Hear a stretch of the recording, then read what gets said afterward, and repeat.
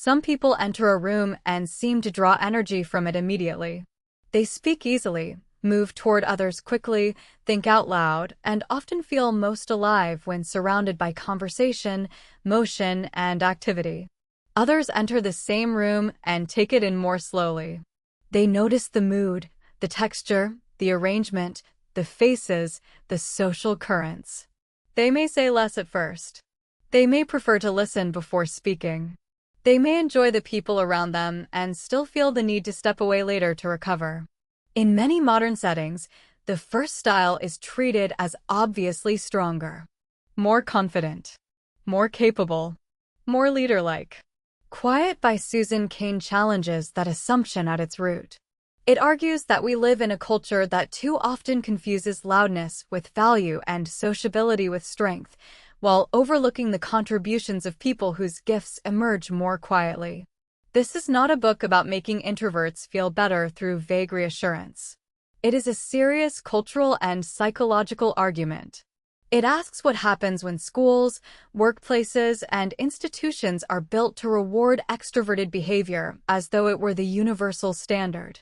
It asks what gets lost when reflection, solitude, restraint, and depth are treated as secondary qualities. And it asks how many people have spent years adapting to a world that subtly told them their natural rhythm was not enough. The book's answer is both compassionate and clear. Quiet is not deficiency. Introversion is not a problem to be solved.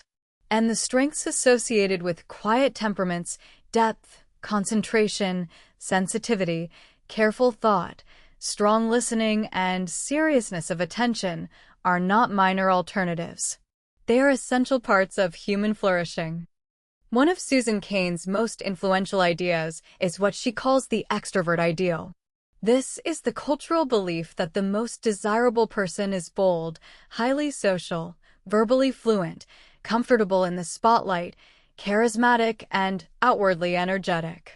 In such a culture, confidence is often measured by talkativeness, intelligence is sometimes confused with speed of expression, and leadership is frequently imagined as visibility plus force of personality.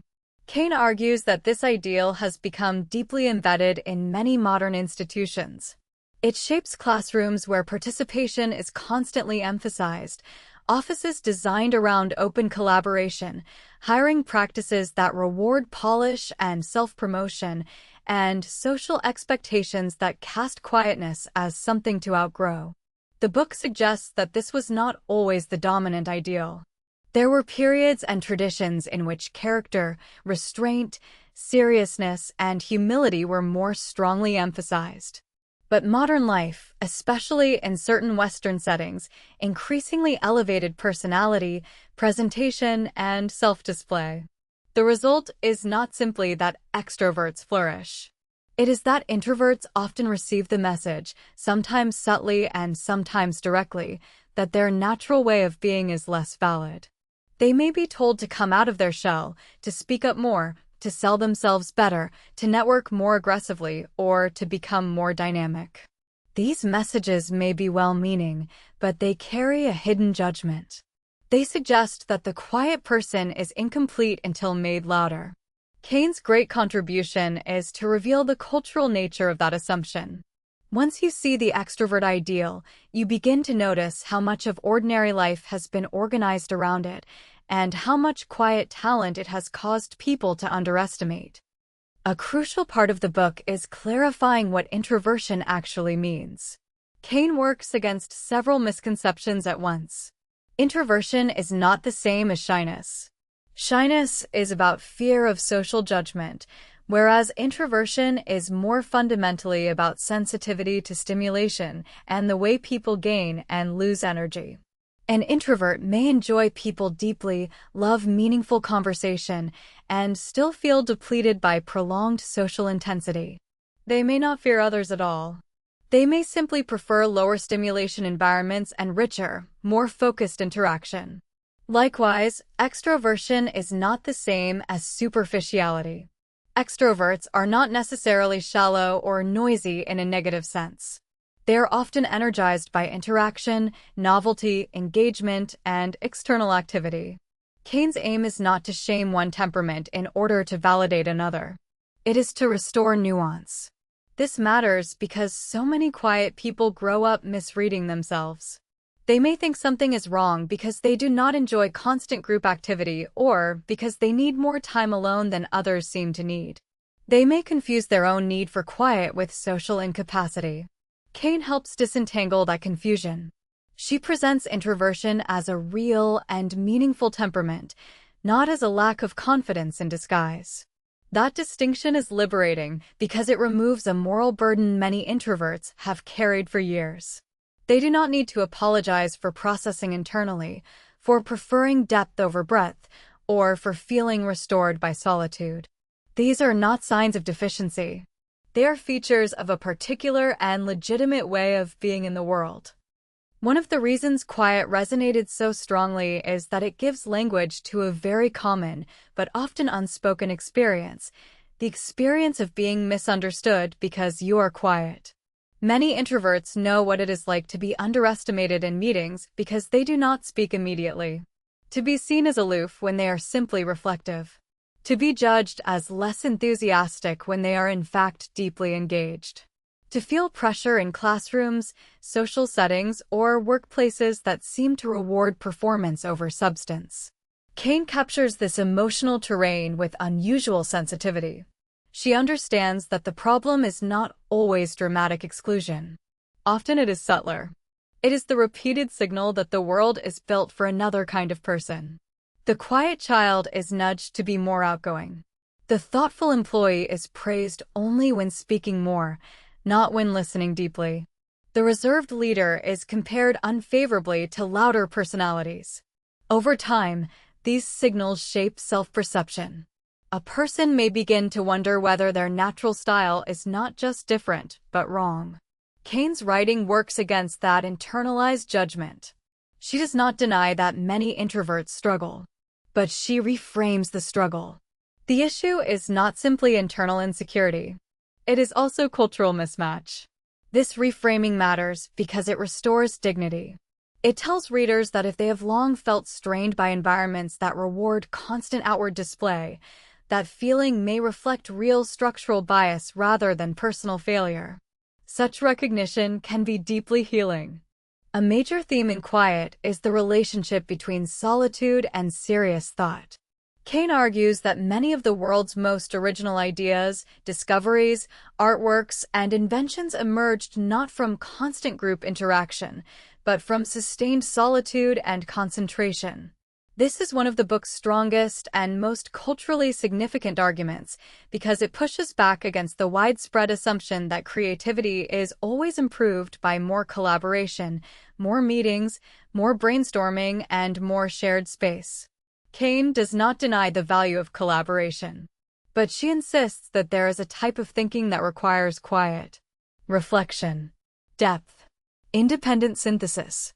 The slow formation of ideas that are not ready for public pressure. Introverts are often especially drawn to this mode of work because it aligns with how they process. They may need uninterrupted time to think clearly, to write well, to solve problems deeply, or to understand what they truly believe. Cain expands this insight beyond temperament. She suggests that society itself loses something when it undervalues solitude. If every environment is noisy, open, and constantly interactive, then the forms of creativity that depend on inwardness and concentration become harder to access. This idea has practical as well as philosophical force. It raises questions about office design, education, technology, attention, and the conditions under which insight becomes possible. Cain's defense of solitude is not antisocial. It is developmental. Solitude, in her vision, is not isolation for its own sake. It is one of the places where originality matures. And a culture that forgets this may become louder without becoming wiser.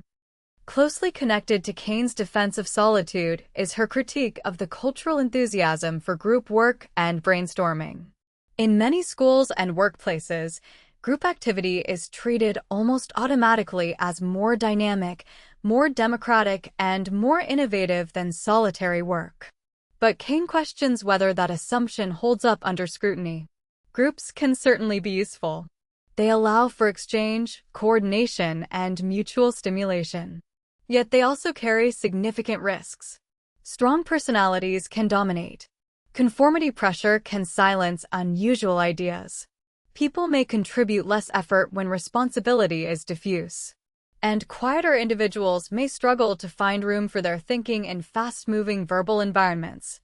Cain's critique is especially important because it reveals that what looks collaborative can sometimes be intellectually narrowing. If only the quickest and most vocal ideas enter the room, then depth and originality may suffer. Some of the best thinkers are not those who generate instant opinions, but those who need time to reflect, test, and refine. Cain suggests that institutions become smarter when they stop treating collaboration and solitude as enemies. The most effective systems often combine both. Time alone for preparation, time together for exchange, then time apart again for reflection. This rhythm respects differences in temperament and also respects the actual conditions under which many good ideas emerge. The larger lesson is that the loudest form of creativity is not always the best form. A room filled with voices may produce energy, but energy is not the same as insight. Cain also explores the biological and temperamental dimensions of introversion. She draws on psychology and neuroscience to suggest that introversion and extroversion are not merely habits taught by culture, but have roots in temperament and sensitivity to stimulation. Some people are more energized by novelty, social interaction, and reward. Others are more sensitive to external stimulation and may reach overload more quickly in noisy, crowded, or highly active environments. This does not mean personality is fixed in a rigid or deterministic sense. But it does mean that people's preferences are not arbitrary. They often reflect real differences in nervous system response. This helps explain why introverts may feel exhausted after events that extroverts find invigorating, or why some individuals prefer calm and depth over intensity and variety. Cain's use of temperament research is careful because she does not reduce the person to biology alone. Culture, values, experience, and choice still matter. But the biological dimension is significant because it counters the common assumption that introverts should simply push through their nature if they want to succeed. Cain argues that understanding one's temperament is a source of wisdom, not limitation. It allows people to choose environments more intelligently, pace themselves more realistically, and stop interpreting their own sensitivities as weakness. This is an important act of reframing. Sensitivity may make certain settings more draining, but it can also support perception, empathy, caution, seriousness, and depth of response.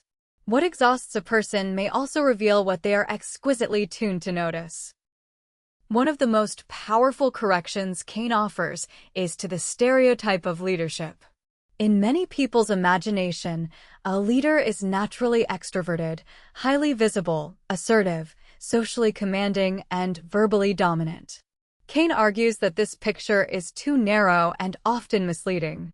Introverts can be highly effective leaders, and in certain situations they may even have distinct advantages. Because they often listen more carefully, they may be better at drawing out others' ideas.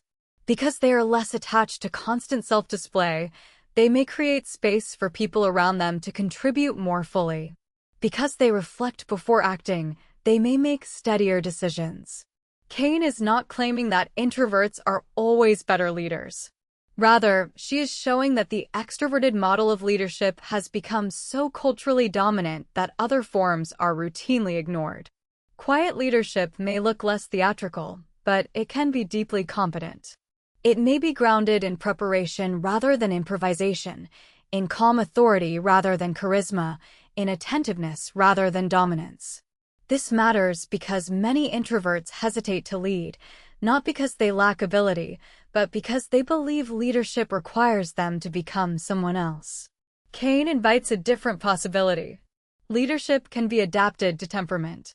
You do not need to lead loudly to lead well. This is a liberating message and one with real institutional consequences. When organizations stop equating leadership with extroversion, They gain access to a much broader and richer range of human capability. Cain offers a balanced and psychologically subtle idea when she discusses the ways people can stretch beyond their natural style for the sake of what deeply matters to them. She does not argue that introverts should remain only in comfortable spaces. Nor does she suggest that temperament excuses people from challenge. Instead, she proposes that people often act out of character when pursuing work, values, relationships, or causes that are central to them. An introverted professor may come alive while lecturing because the subject matters. An introverted founder may speak passionately to investors because the mission matters. An introverted parent may become unexpectedly assertive in service of a child. Cain's point is important because it avoids turning introversion into a prison. Temperament is real, but people are not limited to one narrow expression of it. At the same time, she warns that stretching has a cost. When introverts spend long periods performing in extroverted ways, they often need recovery. Solitude, quiet, and lower stimulation are not indulgences. They are forms of restoration. This balance is one of the book's strengths. Cain validates natural temperament while still honoring agency and aspiration. The question is not whether introverts can stretch. They often can and do. The question is whether they understand the cost, the purpose, and the need to return to themselves afterward. That understanding turns adaptation into wisdom rather than self-erasure. Quiet pays important attention to childhood and education because many people first learn to mistrust their temperament when they are young. A quiet child may be described as too reserved, too serious, or not engaged enough, even when they are observing intensely and thinking deeply. Teachers may reward quick verbal participation over thoughtful preparation. Parents may worry when a child prefers one close friend to many acquaintances. Group work may be treated as a universal good, even for children who think best alone. Cain argues that these patterns matter because they shape identity. If a child repeatedly receives the message that their natural style is wrong or insufficient, they may internalize a sense of deficiency. On the other hand, if adults can distinguish between a child needing support and a child simply having a quieter temperament, that child may grow with far more confidence. Cain is not against helping children develop courage or flexibility. Rather, she is against shaming them for being who they are. A quiet child does not necessarily need to be fixed. They may need respect, understanding, and environments in which their strengths can emerge. This is one of the book's most humane messages because it suggests that self-acceptance often begins in how others interpret us early on. When adults honor different temperaments, they help children build an identity that is both realistic and kind. Cain also widens the lens by examining cultural variation. She shows that not all societies treat extroverted behavior as the obvious sign of confidence and competence. Social norms differ. In some places, reserve, humility, and sensitivity to context are more valued than open self-assertion. This matters because it reveals that our judgments about personality are often cultural rather than universal. What one environment sees as confident, another may see as aggressive. What one sees as quiet weakness, another may see as maturity or restraint. This perspective helps readers loosen the grip of social assumptions they may have mistaken for truth. The extrovert ideal is powerful, but it is not inevitable.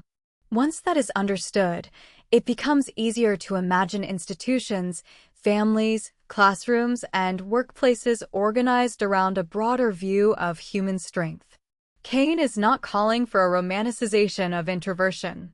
She is calling for cultural literacy about temperament. A society becomes wiser when it can recognize value in more than one social style.